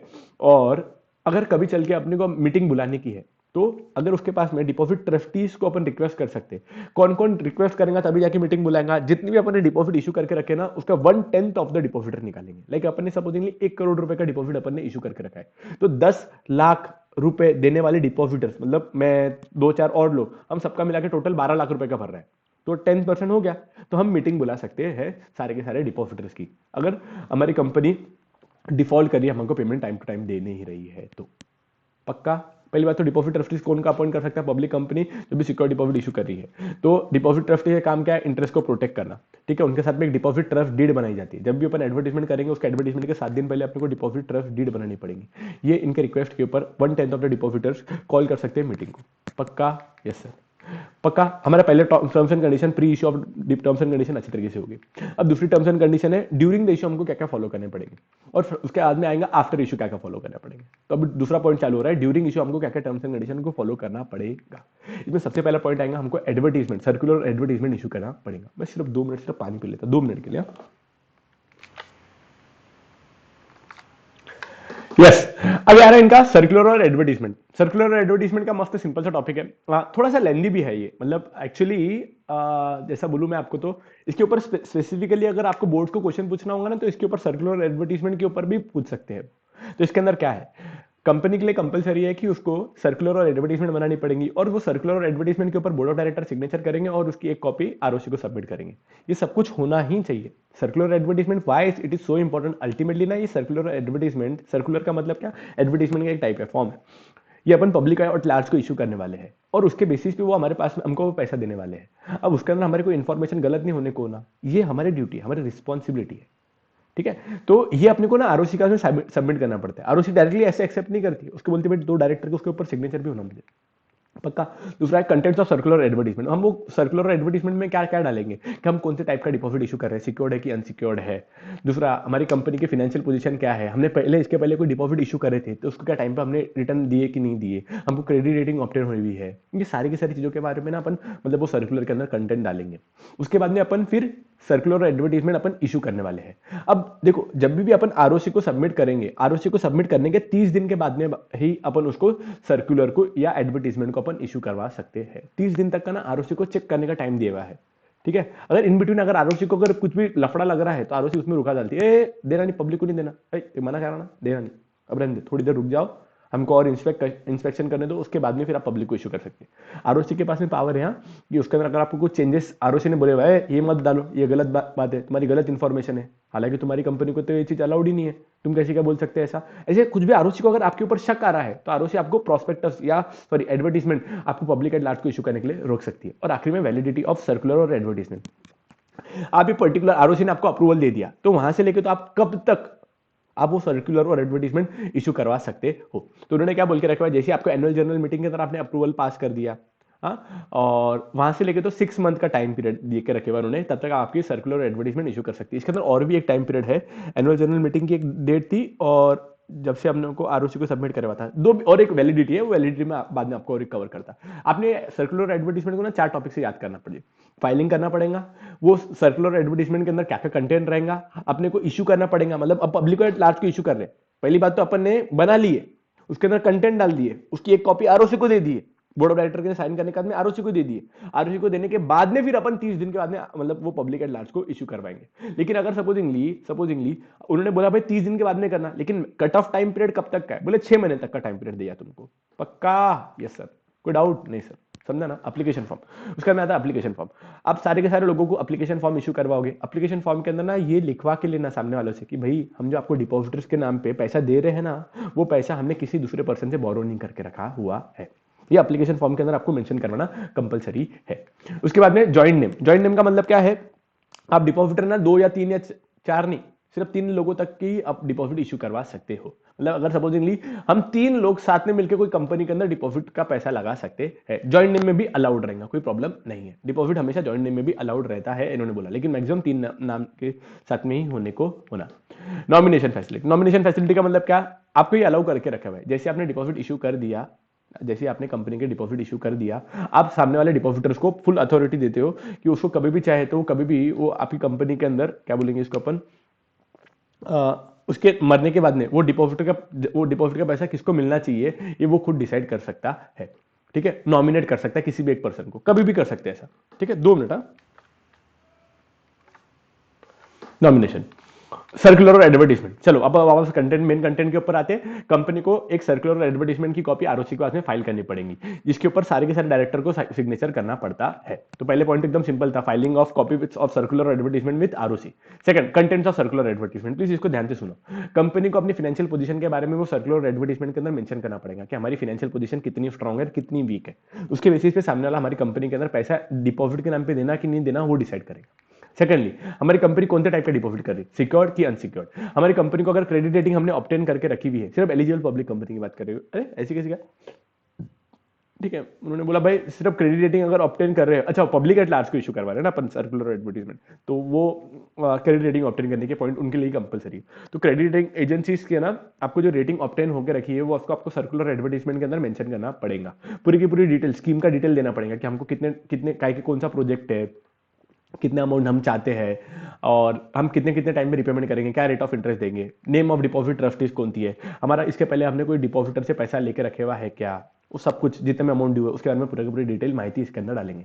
तो कंटेंट्स ऑफ डिपॉजिट, ये सर्कुलर एडवर्टीजमेंट क्या रहेगा, हम कौन सा डिपॉजिट इशू कर रहे हैं, सॉरी हमारी फाइनेंशियल पोजीशन क्या है, सिक्योर्ड है कि अनसिक्योर्ड है, क्रेडिट रेटिंग जो अपन ने ऑब्टेन करके रखी है, हमारी स्कीम कैसी है, मतलब पूरी की पूरी स्कीम, डिपॉजिट ट्रस्टीज कौन थे, हमने डिपॉजिटर के नाम से कितना कितना पैसा रेज करके रखा हुआ है। थर्ड, इश्यू ऑफ सर्कुलर और एडवर्टीजमेंट। कंपनी जैसे आरओसी का सबमिट करेंगी वहां से 30 दिन के अंदर अंदर उसको ये एडवर्टीजमेंट और सर्कुलर को थ्रू इशू करना पड़ेगा। कंपनी क्या बोलते हैं उसको, company speed post, registered post या ईमेल के थ्रू अपना ये एडवर्टीजमेंट और सर्कुलर भेज सकती है। एडवर्टीजमेंट के लिए जब भी कंपनी पब्लिक एट लार्ज को अपने अंदर कंपनी के अंदर पैसा इन्वेस्ट करने को बोल रही है, तो वो टाइम पे एक आधा कोई इंग्लिश न्यूज़पेपर जो भी मतलब ज्यादा सर्कुलेशन में होगा, या फिर कोई लोकल न्यूज़पेपर जो लैंग्वेज के अंदर, जहाँ पे हेड ऑफिस है कंपनी का, वहां पे जो लैंग्वेज बोली जाती होंगी वो लैंग्वेज का जो प्रमुख न्यूज़पेपर होगा उसके अंदर भी एडवर्टीजमेंट करानी पड़ेगी। ठीक है। तो उन्होंने क्या बोला, बोले जैसे आप आरओसी का में सबमिट करोगे वहां से लेके तो only after 30 days of filing the copy with the circular और एडवर्टीजमेंट, कंपनी उसके बाद में उसको इशू करवा सकती है। ऐसा उन्होंने पॉइंट बोल के रखे हुआ है। कैसे कैसे भेज सकते हैं, स्पीड पोस्ट, रजिस्टर्ड पोस्ट, या फिर ईमेल के थ्रू भेजना है तो आप भेज सकते हो। सर्कुलर की बात, ठीक है, मतलब वो कुछ चुनिंदा लोगों को, मेंबर्स को अपन इशू करवा रहे हैं ना, तो उनके एड्रेस सब अपने पास में, तो डायरेक्टली उनके घर पे भेजेंगे। एडवर्टीजमेंट कर रहे हैं तो इंग्लिश में एक इंग्लिश न्यूज़पेपर के अंदर, एक वर्नाक्युलर न्यूज़पेपर के अंदर आपने करना चाहिए। कब तक कर सकते हैं, अच्छा ये पॉइंट वापस आओ। The circular advertisement is valid for 6 months from the end of the financial year in which it is issued और from the date of the annual general meeting which on which the annual general meeting was held whichever is earlier। अच्छा उन्होंने ऐसा बोला, जब भी अपन circular और advertisement के लिए अपने पास में अप्रूवल आई हुई है, जो साल में आ गया वहां से लेके तो जहां पे वो साल खत्म होगा, ठीक है, हमको सपोज नवंबर के अंदर अप्रूवल मिल गया, या फिर एनुअल जनरल मीटिंग जो भी हमारी तारीख से हुई, जो साल जो टाइम पे खत्म होगा वहां से लेके तो 6 मंथ का टाइम पीरियड अपन ने कैलकुलेट करने को होना। मैं डबल चेक पर बोल रहा, इन्होंने डेट थोड़ी सी ऐसा बोली हुई है, validity of circular advertisement is valid for 6 months from the end of the financial year in which it was issued, ठीक है, और the date on which the annual general meeting was held which is earlier. Okay okay okay okay, sorry sorry sorry sorry, मैं double check of सारा। अपने को जब से approval मिला था ना, हाँ मतलब सर्कुलर एडवर्टीजमेंट का जब से अप्रूवल मिला था, जो साल में अप्रूवल मिल गया वो साल यहाँ पे एंड होगा, वहां से लेके तो आपने 6 मंथ के अंदर अंदर सर्कुलर एडवर्टीजमेंट पब्लिक को इशू कर देना होना, या फिर वो साल खत्म होने के जब एनुअल जनरल मीटिंग होगी, इसमें से जो भी अर्लियर पीरियड होगा ना, वहां तक हमने सर्कुलर और एडवर्टीजमेंट पब्लिक को इशू कर देने को होना। ये वैलिडिटी ऑफ सर्कुलर और एडवर्टीजमेंट है कि अपन कब तक वो दे सकते हैं। उन्होंने तो बोला ना 30 दिन के बाद में आप कभी भी दे सकते हैं, तो कब तक दे सकते हैं, तो बोले 6 महीने का क्राइटेरिया है। 6 महीने कब से कैलकुलेट किया, बोले जो साल में आपको अप्रूवल मिल गया वहां पे जो साल खत्म होगा, वो साल खत्म होने के 6 महीने के अंदर अंदर आप करो, फाइनेंशियल ईयर की बात करें, या फिर आपकी कंपनी की जब एनुअल जनरल मीटिंग होगी, ठीक है, विचेवर इज अर्लियर, इसमें से जो भी अर्लियर होगा तब तक आपने सर्कुलर और एडवर्टीजमेंट इशू कर देने को होना। उसके बाद में आता है एप्लीकेशन फॉर्म। अब हमारी कंपनी का मतलब सारे के कंपनी को एप्लीकेशन फॉर्म प्रोवाइड करना पड़ेगा, और एप्लीकेशन फॉर्म के अंदर एक डिक्लेरेशन सामने वाले एप्लीकेंट को देना पड़ेगा कि मैंने जो पैसा दे रहा हूं वो मैंने कहीं से किसी दूसरे पर्सन से बोरो नहीं करके रखा हुआ है। Third, joint name. आप कंपनी के अंदर ज्वाइंट डिपॉजिटर्स के थ्रू भी पैसा रेज करवा सकते हो, लेकिन उसके अंदर कंडीशन ये है कि आप मैक्सिमम 3 डिपॉजिटर से ही पैसा लोगे, मतलब 3 लोग ही सब ज्वाइंटली मिला के पैसा लगा सकते हैं। कुछ नहीं कुछ नहीं कुछ नहीं। 10th, nomination. नॉमिनेशन का मतलब क्या है, कंपनी कभी भी डिपॉजिटर को लग रहा है कि मुझे किसी दूसरे पर्सन को नॉमिनेट करने का है, कि भाई उसके डेथ होने के बाद में कौन वारिसदार बनेगा वो डिपॉजिटर का, ठीक है, तो उसके लिए नॉमिनेशन वो कभी भी कर सकता है। कब तक करना अलाउड है, बोले जैसे उन्होंने डिपॉजिट इशू कर दिया वहां से लेकर तो जब तक उसकी इच्छा हो रही, जब तक मतलब मैच्योर नहीं हो रही उसके पहले ही करेगा ना, ऑब्वियस सी बात है। जैसे उसने डिपॉजिट इशू कर दिया, कंपनी ने डिपॉजिट इशू कर दिया और उसने परचेस कर लिया, वहां से लेकर तो वो कभी भी at any time he has right to nominate any person as a nominee in the event of death of the depositor. पक्का? तो देखो अभी हमारे दो टर्म्स हो गए, एक था प्री इशू के टाइम पे अपने को क्या क्या टर्म्स एंड कंडीशन फॉलो करने पड़ेंगे, ड्यूरिंग इशू के टाइम पे हमको क्या क्या टर्म्स एंड कंडीशन फॉलो करने पड़ेंगे, और सबसे आखिर में आफ्टर इशू के टाइम पे हमको क्या क्या टर्म्स एंड कंडीशन फॉलो करने पड़ेंगे। अब सबसे आखिरी वाला टर्म्स एंड कंडीशन हमारा आफ्टर इशू के टाइम पे, मतलब इशू कर लिया उसके बाद में अपने को क्या क्या करना पड़ेगा, ये एकदम सबसे पांचट टेक्निक है। पहला अपने को डिपॉजिट रिसीट इशू करनी पड़ेगी सामने वाले को। अब ये डिपॉजिट रिसीट के अंदर क्या क्या, मतलब इसके अंदर का कंटेंट क्या क्या है ये आपको पता है। हाँ, मैं जो डिपॉजिट इसके अंदर मसाला क्या डालोगे मैं उसके बारे में बात करता हूँ। ये कंपनी के लिए कंपलसरी है कि कोई भी कंपनी ने जब डिपॉजिट इशू करवाया ना उसके 21 दिन के अंदर अंदर सामने वाले को डिपॉजिट रिसीट आपने इशू कर देना चाहिए। What is deposit receipt? Deposit receipt is the proof कि हमने आपसे पैसा कितना कितना लेके रखे हुआ है, उस चीज का प्रूफ है। ठीक है, वो आपने जो भी डिपॉजिटर के नाम पे उसको हमने 21 दिन के अंदर आपने इशू कर देने को ना, 21 दिन मतलब 21 डेज के अंदर हमने सामने वाले को इशू कर देने को ना। उसके अंदर आपको पूरी की पूरी इन्फॉर्मेशन बतानी पड़ेगी, हमने कौन से टाइप का डिपॉजिट इशू करे हुआ है, आपका नाम क्या है, आपका एड्रेस क्या है, उसके ऊपर इंटरेस्ट कब कब देने वाले हैं, कितने अमाउंट का इंटरेस्ट देने वाले हैं, और ये पर्टिकुलर डिपॉजिट का रिन्यूअल कब होने वाला है। ये सारी चीजें आप डिपॉजिट रिसीट के अंदर बता दोगे। पक्का?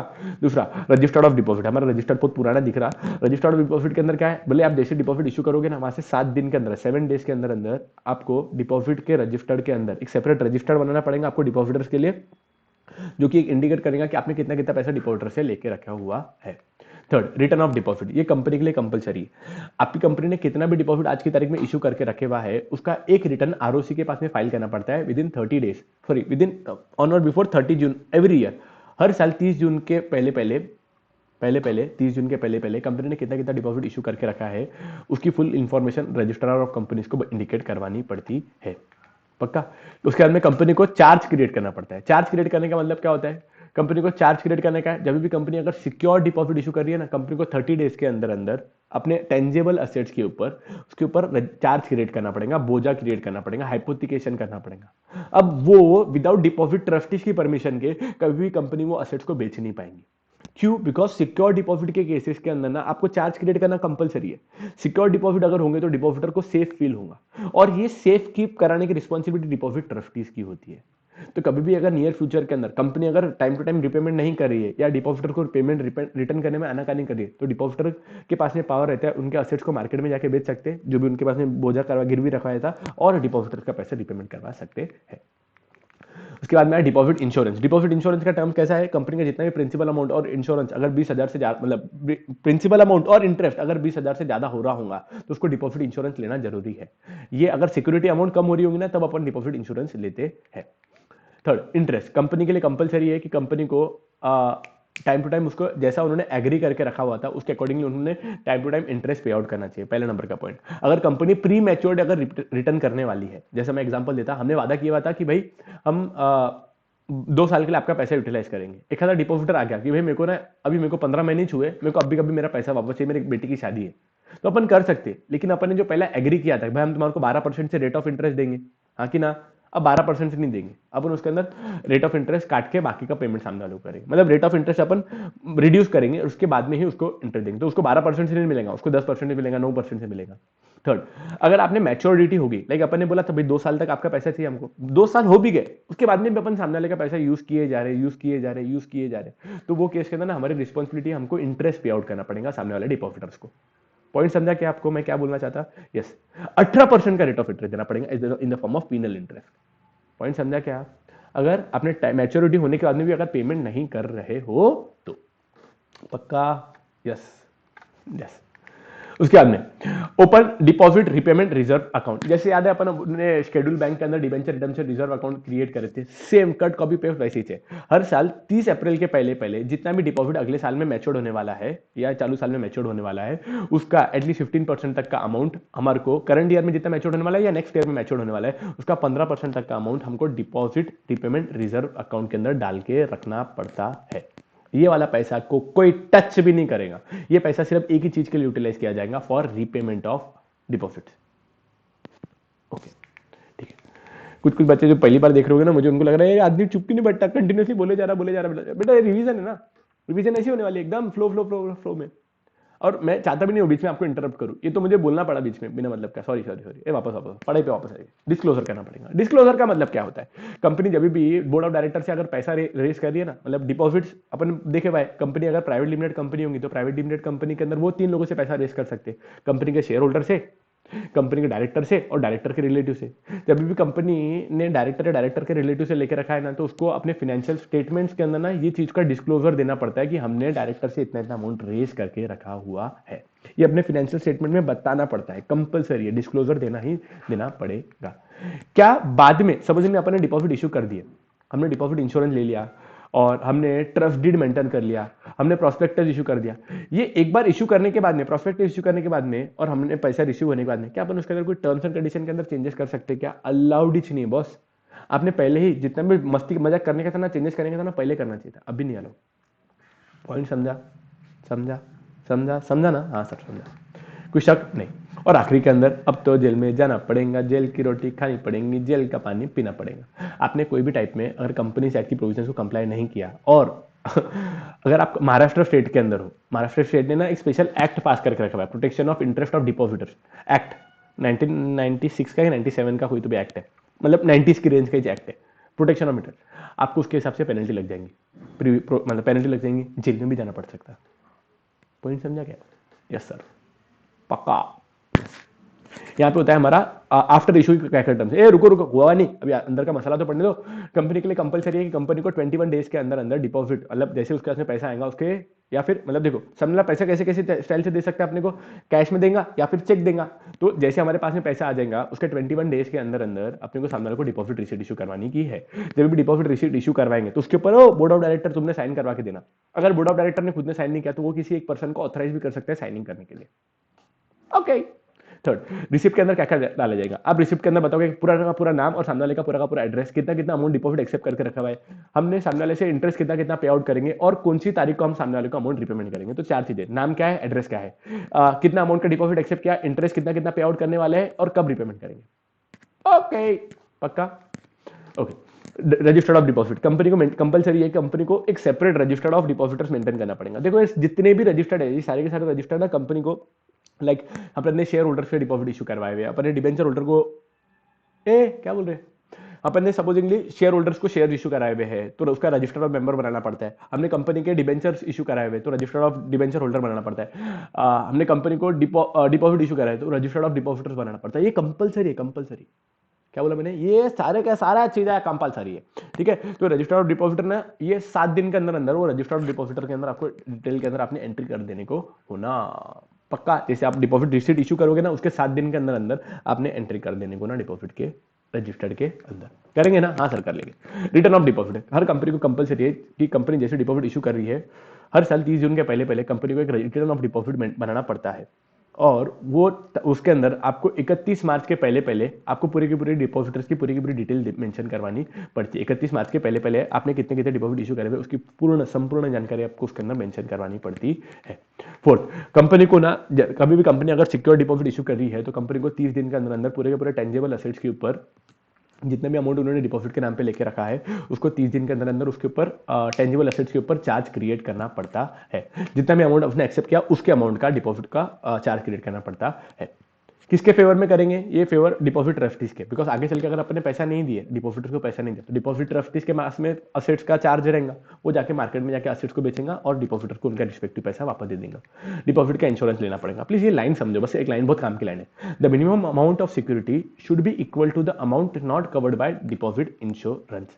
अब ये सिक्योरिटी ये बीच में कहां से आ गया? मुझे ऐसा लगता है जो पिछला उन्होंने बोला ना चार्ज क्रिएट करेंगे, तो बोले जितना अमाउंट का आपने डिपॉजिट इंश्योरेंस नहीं निकाला है उतने अमाउंट का आपको मॉर्गेज कराना पड़ेगा।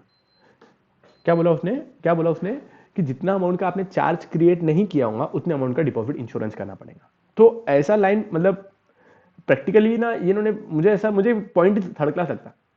नीचे के पॉइंट एकदम प्रॉपर तरीके से कि कंपनी को डिपॉजिट इंश्योरेंस लेना पड़ेगा। जैसे कंपनी सर्कुलर मतलब सर्कुलर एडवर्टाइजमेंट इशू करने वाली होंगी उसके 30 दिन के पहले पहले उसने डिपॉजिट इंश्योरेंस ले लेने को ना कितने कितने अमाउंट का डिपॉजिट का मतलब प्रिंसिपल अमाउंट और इंटरेस्ट अमाउंट अगर 20,000 रुपए से ज्यादा हो रहा होगा तो उसको डिपॉजिट इंश्योरेंस लेना पड़ेगा। लेकिन वो एक लाइन की भाई सिक्योरिटी के पहले क्या बोलते हैं उसको, जितना अमाउंट हमने सिक्योरिटी में कवर नहीं करा होगा तो उसको हमने डिपॉजिट इंश्योरेंस लेना पड़ेगा। ये थोड़ा सा अनजस्ट लगता है मुझे। ये तो फिर क्या हो गया, दोनों में से कोई एक, ऐसे नहीं दोनों करो ना यार। डिपॉजिटर की सेफ्टी का सवाल है, नहीं करेंगे तो आपकी कंपनी की खैर नहीं, फिर पूरे पब्लिक में आपको क्या बोलते बेइज्जती करेंगे अपन कि हमारी कंपनी ने ना डिपॉजिटर के पैसे ढापे हुए हैं। कल्ला यस सर, समझा ना आपको? यस। इंटरेस्ट। 2 मिनट सिर्फ पानी पी ला, मैं थक गया मैं।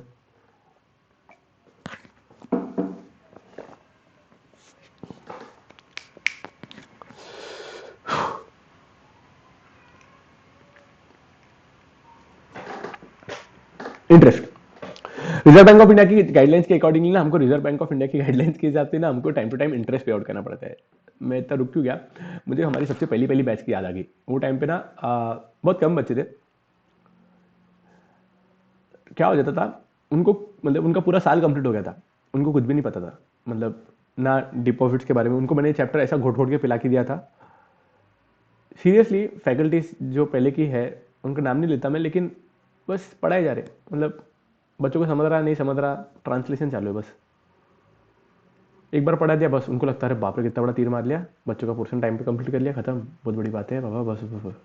बच्चों को समझा कि नहीं, ऊपर इसको लेना देना है। ये पर्टिकुलर चैप्टर को ना मैंने बच्चों को वो टाइम पे जब लर्न करवाया था, वो फर्स्ट टाइम ही हुआ था उनका, लेकिन उनको लग रहा था कि उनको बचपन से आता है ऐसे चैप्टर, इतना अच्छे तरीके से हुआ था। मैं भी इतनी मेहनत क्यों कर रहा, क्या ऑब्जेक्टिव है मेरा, तो सब कुछ हो गया ना, मेरे पास में फीस आ गई, सब कुछ हो गया, फिर भी मैं इतना क्यों करता हूँ। मेरा एक ही ऑब्जेक्टिव है कि यार मेरे जैसे सौरभ मंदनी जैसे बच्चे बहुत सारे होंगे जिनको ना कोई सपोर्ट, पढ़ाई कराने वाला कोई नहीं रहता बच्चा, कोई अच्छी फैकल्टी मिल जाए ना तो बच्चों का भी पढ़ाई में अंदर मन लग जाएगा। 10th तक तो मुझे कोई नहीं मिला था, 11th 12th में ना मुझे सिर्फ डिसिप्लिन रखने वाले टीचर्स मिले, मेरी लाइफ बन गई। आज ना मुझे ये चीज का सोच के टेंशन नहीं आता कि यार मैं क्या करूंगा क्या नहीं करूंगा। आज भगवान की दया से इतने अच्छे फैकल्टीज मिले थे, उन्होंने मुझे इतना प्रॉपर तरीके से ट्रेन कर लिया था कि मेरी बुद्धि तो बना के दे दिया, फिर बाद में मेरा अर्निंग, मेरा डे टू डे गुजारा मैं खुद से कर सकता, उतना कैपेबल बन गया। बच्चों आपकी लाइफ में अभी आप ऐसे पॉइंट पे खड़े हो ना, आपको अभी लाइफ आपको बनानी पड़ेगी आपके खुद के हाथों से। आपके पास में सारे के सारे रिसोर्सेज अवेलेबल है, लेकिन वो रिसोर्सेज को कैसे प्रॉपर तरीके से यूटिलाइज करेंगे आप, वो आप खुद डिसाइड करोगे। आप 2 घंटे का टाइम पास करोगे यूट्यूब पे जाके या इंस्टाग्राम पे जाके, वो आप डिसाइड करोगे कि वो 2 घंटे के अंदर एसपी का एक आधा कोई चैप्टर, ओसी का एक आधा कोई चैप्टर लर्न बाय हार्ट करोगे, ये आप खुद डिसाइड करते हो। ट्रस्ट मी, कोई आपको बोलेगा नहीं बेटा ये कर वो कर, अब बड़े हो गए आप खुद को समझता। मैं सपोर्ट करूंगा, लेकिन मेरे सिर्फ अकेले सपोर्ट से काम नहीं चलेगा। ताली अकेले एक हाथ से नहीं बजती है, दोनों हाथ से बजती है। दोनों हाथों का एक हाथ तो मेरा आ जाएगा, लेकिन दूसरा हाथ आपको लाना पड़ेगा, आपका सपोर्ट लगेगा। बस डे टू डे बेसिस पे जैसे अपन कर रहे हैं ना, वैसे उतना भी अगर कर लिया ना, मोर देन इनफ है, सीरियसली मोर देन इनफ है। इसको लेक्चर्स को अच्छी तरीके से सुनो, एक बार 2 बार खुद से पढ़ो and you are done, seriously done, पक्का। चलो मैंने खाने नहीं खाया, लेकिन मुझे लग रहा था मतलब पहले सबसे पहले लेक्चर रिकॉर्ड करूंगा, बिकॉज बच्चों को थोड़ा टाइम पे लेक्चर मिल गया तो अच्छा रहता ना, थोड़ा जल्दी हो जाता उनका लर्न। नहीं तो खुद से चालू करेंगे तो थोड़ा समय लग जाएगा। ठीक है, आपका भी फटाफट खत्म करूंगा, फिर बाद में खाना खाऊंगा, बाद में उसका दूसरा लेक्चर रिकॉर्ड करूंगा। सोर्सेज ऑफ कॉर्पोरेट फाइनेंस मैंने आज सोच के रखा है, आज 2 लेक्चर रिकॉर्ड करने के थे मुझे। डेली एक दो करता ही छूँ मैं, तो आज दोनों बड़े चैप्टर, ये भी थोड़ा अच्छा, ये मीडियम साइज का था, लेकिन इसके बाद वाला चैप्टर थोड़ा सा बड़ा है, सोर्सेज ऑफ कॉर्पोरेट फाइनेंस, बहुत बड़ा चैप्टर है, वो हो जाएगा, वो भी हो जाएगा। उसके बाद में शाम में गूगल मीटिंग भी है, सब कुछ करेंगे। आप है ना मेरे साथ में, आप अच्छे तरीके से पढ़ो बस। चलो वापस coming back to the topic, Reserve Bank of India की गाइडलाइंस के अकॉर्डिंगली हमारे इंटरेस्ट पे आउट करना पड़ेगा, टाइम टू टाइम पे करना पड़ेगा। सेकंडली, अगर आपने कोई प्री मैच्योर डिपॉजिट कर रहे हो आप, ठीक है, मतलब अगर कोई सामने वाला पर्सन ने बोला भाई 20 महीने के नहीं, 2 साल के लिए नहीं, मेरे को 15 महीने के अंदर मेरा पैसा वापस चाहिए, आप कर तो लो, लेकिन सामने वाले का ना 1% इंटरेस्ट काट लेना। काय को जा रहा वापस तू जल्दी, हाँ हमारे पास में चुपचाप तेरा पैसा पड़े हुआ था ना, अब देखो हम पैसा प्री मैच्योर कर रहे हैं तो हम देखो 1% का इंटरेस्ट पेनल्टी के नाम पे हम कम देंगे, पक्का। यस, अगर कंपनी ने अगर गलती किया तो उसको कंपनी को 18% का रेट ऑफ इंटरेस्ट बियर करना पड़ेगा। Open deposit repayment reserve account, company को शेड्यूल बैंक के अंदर ना डिपॉजिट रिपेमेंट रिजर्व अकाउंट बनाना पड़ता है। ये वाला पैसा सिर्फ डिपॉजिट को रिटर्न करने के लिए पैसे यूटिलाइज करेंगे। कंपनी जितना करंट ईयर के अंदर और जितना अगले साल के अंदर रिपेमेंट करने वाली है, उसका 15% तक का अमाउंट कंपनी को 30 अप्रैल के पहले पहले अलग से निकाल के रखना पड़ेगा, और ये पैसे को सिर्फ डिपॉजिट रिपेमेंट के लिए यूटिलाइज करना पड़ेगा। ये लाइन ना थोड़ी सी गंदी है अगर आपको अगले साल रिपेमेंट करने का है तो पूरा का पूरा बाजू में निकाल के रख दो ना, अभी से प्रोविजन करना चालू करो। नहीं, वो बोलते सिर्फ 15% तक का अमाउंट अपने को बाजू में निकाल के रखना है। इसका दूसरा स्कूल ऑफ थॉट भी ये है, दूसरी थिंकिंग ये भी है कि अपन हर साल 15% करेंगे। बट आप हर साल 15% भी करोगे तो मैक्सिमम 3 साल का तो डिपॉजिट का टेन्योर है, अब 45% ही तो हुआ आपके पास में। ठीक है, तो हालांकि उन्होंने नीचे लाइन क्या बोल के रखी हुई है, करंट ईयर में और अगले साल में जितना मैच्योर होने वाला है उसका अमाउंट को आपको सेट असाइड करना पड़ेगा। थोड़ा सा अनजस्ट है, ज्यादा करो यार, 100% तक का बोलो बोले सब 100% का निकाल के रख डालेंगे तो प्रोजेक्ट में क्या लगेंगे, फिर प्रोजेक्ट नहीं चलने का क्या, सिर्फ पैसा निकाल के रखने का है। सब कुछ करने का है ना, सब कुछ जो मैनेज करने का है, तो बोले जितना प्रॉफिट में इसका जितना भी मैच्योर होने वाला उसका 15% को आप सेट असाइड करके रखोगे। This account is used only for the repayment of deposit, ये वाला पैसा सिर्फ आप रिपेमेंट के लिए ही पैसे को यूटिलाइज करोगे। पक्का?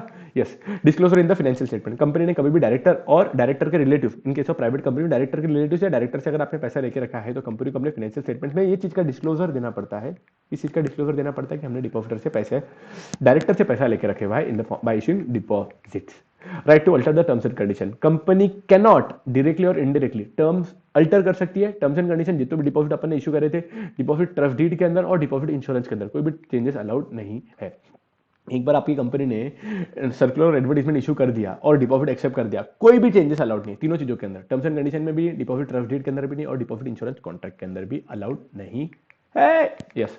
आखिर में पनिशमेंट, कंपनीज ने अगर कंपनीज एक्ट की प्रोविजंस का उल्लंघन किया, कंपनीज रूल्स का उल्लंघन करा हुआ है, या अगर आपकी कोई महाराष्ट्र के अंदर मतलब जो फ्रॉड के सेक्शन है, एक सेक्शन नंबर तो कौन सा था यार, एक फ्रॉड का स्पेसिफिकली सेक्शन है, अगर उसको कंप्लेन नहीं किया, मेरे को सेक्शन नंबर याद नहीं आ रहा, कंपनी सेक्शन के अंदर ना सिर्फ स्पेशल वो सेक्शन है, अगर कोई भी कंपनी ने डिपॉजिटर्स को भी डिफॉल्ट किया तो उसके ऊपर फ्रॉड का सेक्शन लग जाता है, सबसे थर्ड क्लास सेक्शन है फ्रॉड वाला, मतलब बहुत ज्यादा जोरदार पेनल्टी ठोकते फिर कंपनी सेक्ट के अंदर।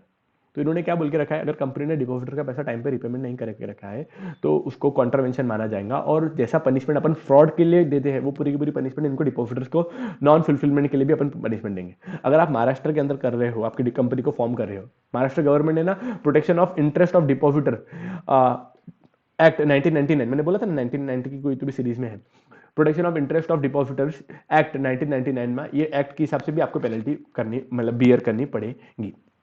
तो कोई महाराष्ट्र में बनने वाली कंपनी को दोनों पेनल्टी बियर करनी पड़ेगी, कंपनीज एक्ट की प्रोविजन को भी फॉलो करना पड़ेगा, नहीं फॉलो किया तो कंपनीज एक्ट के अंदर फ्रॉड के सेक्शन की पेनल्टी लगेंगी, और महाराष्ट्र के अंदर ये भी protection of interest deposit of depositors act 1999 की भी पेनल्टी लगेंगी। यहाँ पे होता है हमारे सारे के सारे टर्म्स एंड कंडीशन समाप्त।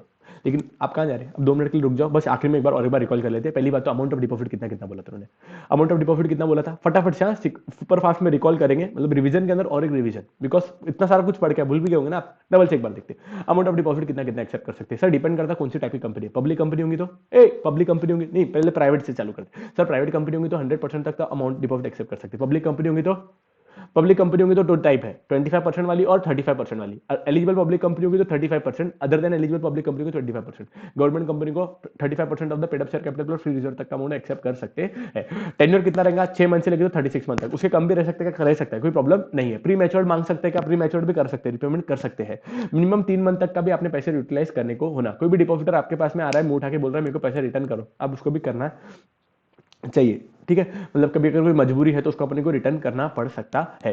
लेकिन कभी भी आपने ना डिमांड डिपॉजिट इशू नहीं करना। डिमांड डिपॉजिट का मतलब क्या है, भाई तेरे को जब चाहिए तो हमारे पास में आ जाना, हम तेरे को तेरा पैसे रिटर्न कर देंगे, ऐसा नहीं। कंपनी सिक्योर डिपॉजिट भी इशू कर सकती है, अनसिक्योर्ड भी कर सकती है। कोई सा टाइप का डिपॉजिट इशू कर रही है उसको कंपनी के प्रोस्पेक्टस के अंदर ये बात बतानी पड़ेगी। थर्ड, कंपनी को क्रेडिट रेटिंग ऑब्टेन करनी पड़ती है रिस्पेक्टिव क्रेडिट रेटिंग एजेंसी से। वो टाइम पे क्रेडिट रेटिंग एजेंसीज आपके नेटवर्थ कितनी है, आपने पुराने में टाइम पे टाइम पैसा रिपेमेंट किया कि नहीं किया, ये सब चीजों को मद्देनजर रखते हुए आपको क्रेडिट रेटिंग इशू करवाती है। ये क्रेडिट रेटिंग आपको आपके prospectus, offer letter, letter of offer नहीं सर, प्रोस्पेक्टस और सर्कुलर और एडवर्टाइजमेंट के अंदर मेंशन करवानी पड़ती है। उसके बाद में अपॉइंटमेंट ऑफ डिपॉजिट ट्रस्टीज। अब डिपॉजिट ट्रस्टीज को आपको अपॉइंट करना पड़ेगा, ऐसा उन्होंने बोल के रखा है कि डिपॉजिट ट्रस्टीज को अपॉइंट करना पड़ेगा जो इंटरेस्ट को प्रोटेक्ट करेंगे। कंपनीज को उसके अंदर टाइम्स बता के रखा था कितने दिन के अंदर आपको, 7 दिन के अंदर उनके साथ में आपको डिपॉजिट ट्रस्ट डीड बनानी पड़ेगी, पक्का, ये सब कुछ बोल के रखा था उसने। उसके बाद में सर्कुलर एडवर्टाइजमेंट। सर्कुलर एडवर्टाइजमेंट के अंदर टोटल 4 पॉइंट थे कि आप सर्कुलर एडवर्टाइजमेंट इशू करोगे तो बोर्ड ऑफ डायरेक्टर को उसके ऊपर साइन करना पड़ेंगे, आरओसी के पास में एक बार कॉपी सबमिट करनी पड़ेगी। उसके कंटेंट्स के ऊपर क्या क्या टर्म्स एंड मतलब उसके अंदर आप क्या क्या डालोगे, उसके अंदर भी एक पॉइंट था कितने दिन के अंदर आपको देना जरूरी है। बोले आपको सर्कुलर और एडवर्टाइजमेंट जैसे आरओसी को सबमिट करें वहां से 30 दिन के बाद में ही आप सर्कुलर एडवर्टाइजमेंट इशू कर सकते हैं। और एक वैलिडिटी ऑफ सर्कुलर एडवर्टाइजमेंट का एक पॉइंट है कि कब तक ये पर्टिकुलर सर्कुलर एडवर्टाइजमेंट कब तक वैलिड माने जाएंगे। आप एप्लीकेशन फॉर्म दोगे, एप्लीकेशन फॉर्म के अंदर सामने वाले को क्लियर कर डिस्ट्रिक्ट ऐसा बताना पड़ेगा कि मैंने ये पैसा किसी और पर्सन से बोरो नहीं करके रखा है। आप जॉइंट नेम में भी मतलब ये सर्कुलर इशू करवा सकते हो, प्रोवाइडेड कंडीशन आप मैक्सिमम 3 लोगों से ज्यादा आप डिपॉजिट एक्सेप्ट नहीं करना चाहिए। आपने नॉमिनेशन की फैसिलिटीज आपने सब डिपॉजिटर को देने को ना, बाय द टाइम जैसे आपने डिपॉजिट इशू कर दिया वहां से लेके तो आप कब तक भी सामने वाला कोई भी और पर्सन को नॉमिनेट कर सकता है, जो कि पर्सन डिपॉजिटर की डेथ होने के बाद में वो पर्सन नॉमिनी बन जाएगा। फिर मतलब नॉमिनी वो पर्सन डिपॉजिटर बन जाएगा, नॉमिनी डिपॉजिटर बन जाएगा। डिपॉजिट रिसिट आपने 21 दिन के अंदर अंदर सारे के सारे डिपॉजिटर को आपने डिपॉजिट रिसिट इशू कर देने को ना, ओके, डिपॉजिट रिसीट के अंदर आपने क्या क्या बताएंगे आप भाई, क्या किसको आपने डिपॉजिट इशू करवाए हैं, पूरा नाम क्या है, पूरा एड्रेस क्या है, अमाउंट क्या है, इंटरेस्ट रेट क्या ऑफर कर रहे हैं अपन, और क्या था सर, और था ना रिपेमेंट कब कब होगा, ये सब चीज़ों का आपको डिपॉजिट रिसीट के अंदर बताना पड़ेगा। 7 दिन के अंदर आपको रजिस्टर्ड ऑफ डिपॉजिटर्स के अंदर एंट्री करवानी पड़ेगी, 7 डेज के अंदर। कब से, जैसे आपने डिपॉजिट रिसीट इशू करवाई, ठीक है, 21 दिन का डिपॉजिट रिसीट इशू करनी है, जैसे इशू करवा दिए वहां से 7 दिन के अंदर आपको रजिस्टर्ड डिपॉजिट के अंदर करना पड़ेगा। हर साल 30 जून के पहले पहले आपको रिटर्न ऑफ डिपॉजिट सबमिट करना पड़ेगा डिपॉजिटर के पास में, सॉरी आरओसी के पास में, रजिस्टर ऑफ कंपनी के पास में। आपको चार्ज क्रिएट करना पड़ेगा, कंपनी जैसे सिक्योर्ड असेट इशू करेंगी, सिक्योर्ड असेट इशू करने के 30 दिन के अंदर अंदर कंपनी को अपने टेंजिबल असेट्स के ऊपर चार्ज क्रिएट करना पड़ेगा। पक्का। डिपॉजिट इंश्योरेंस लेना पड़ेगा, डिपॉजिट इंश्योरेंस मतलब क्या, प्रिंसिपल अमाउंट और इंटरेस्ट अमाउंट अगर 20,000 से ज्यादा हो रही है तो आपको कंपनी को डिपॉजिट इंश्योरेंस लेना पड़ेगा, मतलब ये पैसा डिपॉजिट इंश्योरेंस लेना पड़ेगा। आखिर में insurance, interest reserve Bank of India की गाइडलाइंस के हिसाब से आपने इंटरेस्ट टाइम टू टाइम पे आउट करने को होना। अगर प्री मैच्योर्ड कर रहे हो तो आपने 1% रेट ऑफ इंटरेस्ट कट करके सामने वाले को देने को ना। कोई पैसा आदमी आया रोते रोते मेरे को मेरी बेटी की शादी के लिए पैसा चाहिए, तो अपन उसको रिटर्न करवा सकते हैं, अलाउड है, लेकिन 1% का आपका इंटरेस्ट काटेंगे। लेकिन अगर आपने मैच्योर्ड होने के बाद में भी 1 महीने मैच्योर्ड होने के बाद में भी अगर आपने रिटर्न नहीं किया, बोलो मैच्योर होने के बाद में अगर आपने उसको रिटर्न नहीं किया तो आपको 18% का पिनल इंटरेस्ट बियर करना पड़ेगा। आपको एक डिपॉजिट रिपेमेंट रिजर्व अकाउंट बनाना पड़ेगा, डिपॉजिट रिपेमेंट रिजर्व अकाउंट बनाना पड़ेगा, और उसके अंदर करंट ईयर के अंदर और नेक्स्ट ईयर के अंदर जितना भी अमाउंट मैच्योर्ड होने वाला है उसका 15% तक का अमाउंट उसके अंदर आपको डाल के रखना पड़ेगा। कंपनी को अपने फाइनेंशियल स्टेटमेंट्स के अंदर ये चीज का डिस्क्लोजर देना पड़ेगा। किस चीज का डिस्क्लोजर देना पड़ेगा कि अगर हमारी कंपनी ने डायरेक्टर से या प्राइवेट कंपनी के अंदर डायरेक्टर के रिलेटिव से कितना कितना अमाउंट अपन ने लेकर रखा हुआ है उस चीज का अपने को डिस्क्लोजर देना पड़ेगा। Right to alter the terms and conditions of the deposits. Deposit insurance के अंदर या ट्रस्ट डीड के अंदर आपको कोई भी टाइप का चेंजेस अलाउड नहीं है। एक बार अगर आपकी कंपनी ने इशू कर दिया और उसका अगेंस्ट आपके पास में पैसा आ गया है तो पनिशमेंट लगेगी, कंपनी से की प्रोविजन का भी पनिशमेंट बियर करनी पड़ेगी। महाराष्ट्र के अंदर protection of interest of depositors act 1999 पास हुआ है, उसकी भी अगर आपको प्रोविजन को अगर आपने अगर उसको कंप्लाई नहीं करा तो उसके हिसाब से भी आपको पेनल्टी लग जाएगी। यहाँ पे होता है हमारा चैप्टर कंप्लीट। पक्का। प्री इशू, ड्यूरिंग इशू और आफ्टर इशू। आई होप आपको ये लेक्चर बहुत अच्छा लगा होगा, और ये मैं लेक्चर ना यूट्यूब पे डालने वाला हूँ, आपको आपके फ्रेंड्स के साथ में, इनके साथ में भी आपको शेयर करना होगा, बिल्कुल शेयर कीजिए। कोई भी डाउट्स होगा, कोई कमेंट्स होगा, कोई सजेशन देना होगा, आप दे सकते हो, बिल्कुल दे सकते हो। अगर आपको ये पर्टिकुलर लेक्चर, इसके अलावा बाकी भी लेक्चर्स, आपको रिवीजन लेक्चर चाहिए तो आपको हमारा ऐप डाउनलोड करना पड़ेगा। ऐप डाउनलोड के अंदर आपको फिर रिक्वेस्ट करनी पड़ेगी हमको, और रिक्वेस्ट मतलब करना मतलब ऐसा कोई फॉर्मल लेटर नहीं डालने का है, उसके अंदर बैचेस दिखेंगी, वो बैचेस के अंदर आप रिक्वेस्ट कर सकते हो, आपके रिवीजन लेक्चर देखने के लिए मिल जाएंगे। ठीक है, थोड़े बहुत नॉमिनल चार्जेस रह सकते, तो हमने अभी कुछ डिसाइड नहीं किया है, लेकिन वो आपको हमारे इसके अलावा रिवीजन लेक्चर्स आपको ऐप के ऊपर हमारे दिख जाएंगे। ठीक है, चलिए यहाँ पे करते लेक्चर को एंड, हम आपसे मिलेंगे नेक्स्ट लेक्चर के अंदर। आपको अगर इसकी नोट्स भी चाहिए होंगी ना, नोट्स हमने एक्चुअली प्रिंट आउट भी नहीं कराई है, लेकिन आपको वो भी हमारे ऐप्स के ऊपर आपको मिल जाएंगी। चलिए यहाँ पे करते लेक्चर को एंड, हम मिलेंगे आपके साथ में नेक्स्ट लेक्चर के अंदर, जिसके अंदर हम एक दूसरे लेक्चर को प्रॉपर तरीके से समझेंगे, उसको लर्न करेंगे, उसके बाद में आप उसको एक बार लिख के देखने वाले और उसके माइंड में हमारा वो सेटल होने वाला है। चलिए, see you in next lecture, till then take care, bye bye. अच्छी तरीके से पढ़ाई करते रहो, कोई भी डाउट आएगा, कुछ भी आएगा, प्लीज मुझे व्हाट्सएप करो, आई विल बी देयर। चलो, see you soon tomorrow, bye bye.